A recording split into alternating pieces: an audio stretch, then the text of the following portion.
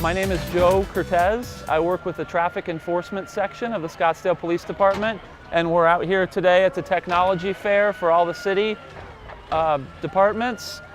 This particular example, this particular interaction that we're looking at right here is the Tricycle obstacle course, and the purpose of this particular exercise is for us to interact with the public on a platform of DUI and education for the citizens.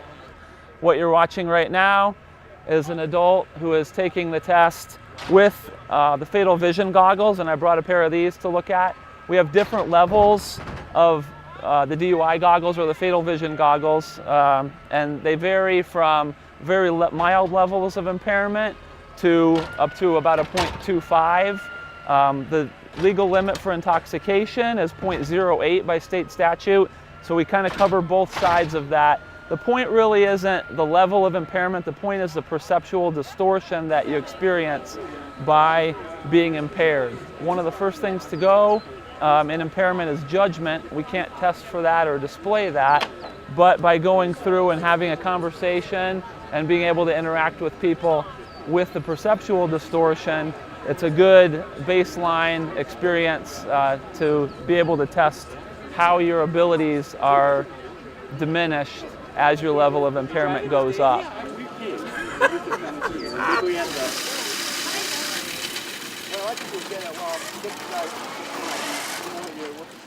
The Scottsdale School District and the middle school level emphasizes STEM, science, technology, engineering, and math. We do lots of hands-on projects to develop critical thinking skills. We do engineering projects, which include graphic design, flight and rocketry, architecture, robotics, and a lot of career exploration. This year, students had an opportunity to use recyclable materials to create an outfit and an accessory of choice from recycled materials in fashion design.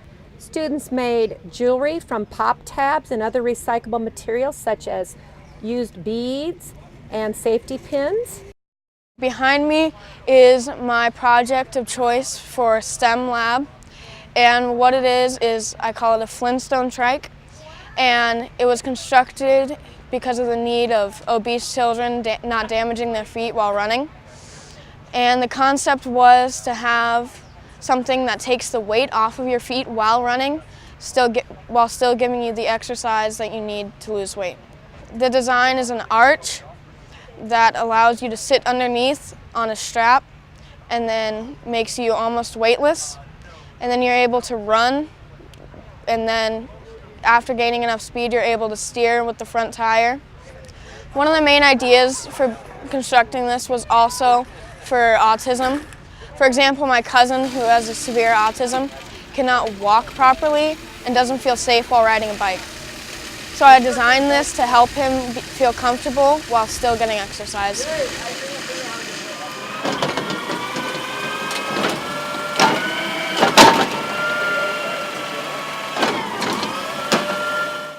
Today we have opportunity to show off our fleet, our trucks and different technologies and engineering that goes into them.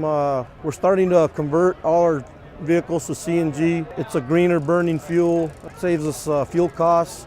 It's about half the cost of what fuel is in today's market. We also have new technology going into our trucks as far as tablets. It does routing for us. It goes through, it gives our drivers a more efficient way to run their routes.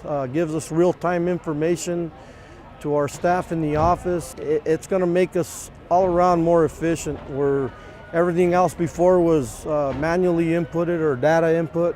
We're saving 10 to 12, 14 hours a day just in staff hours, manager's hours. Hopefully in the future we'll find efficiencies where we won't need to add any more trucks or drivers as we add residents to our normal day's route. Behind me you'll see a side loader. That's a product of Scottsdale's engineering back in the early 80s. It was invented here. The side loader, the robotic arm that picks up the container, that started here in Scottsdale. Because of the robotic arm on our side loader, we're able to pick up 150 tons of garbage a year, more efficiently than with a 2-man or a 3-man crew throwing by hand. Our goal is to stay as efficient as possible and keep the costs as low as we can. At the same $16 a month, we look forward to continue that trend. I'm out here today to talk about water conservation to both adults and to children. We offer a program for youth, which is in-school presentations as well as booklets. And so as part of conservation, that's the stewardship of water resources. And so what we do is we teach children about water and about the importance of water. So we have an education program in the elementary and middle schools where we have presenters go out to the schools and do hands-on workshops with the kids. We also offer booklets, age-appropriate booklets that teach kids about water and water conservation. The idea is to teach kids about the importance of water while they're young, so hopefully they'll grow up and have water conservation mindsets as adults. We also have a tour at the garden that Girl Scouts and Boy Scouts will typically do. They can earn their water conservation badge there, and the garden's caretaker will walk them through the garden and talk to them about low water use plants and again the beauty of xeriscaping. We also have adult workshops, and we teach about landscaping and about irrigation. Those are offered twice a year. We also have booklets that are available. We have a water meter that will help you learn how to read your water meter, use it as a tool to find leaks inside and outside your home, and that's the book here that goes along with it. And then we have a companion piece, which is a toilet test card, so you can test your toilet for leaks. We also offer rebates for toilet or shower head replacement, for irrigation controllers, for salt water using water softener removal or upgrades. We also have an irrigation controller rebate. We also have a xeriscape garden that we use as a demonstration garden to teach people about the beauty of xeriscaping. And so we just come out with all of our materials to share with the citizens. So when he was standing out here, he jumped out of the side and went into a canal.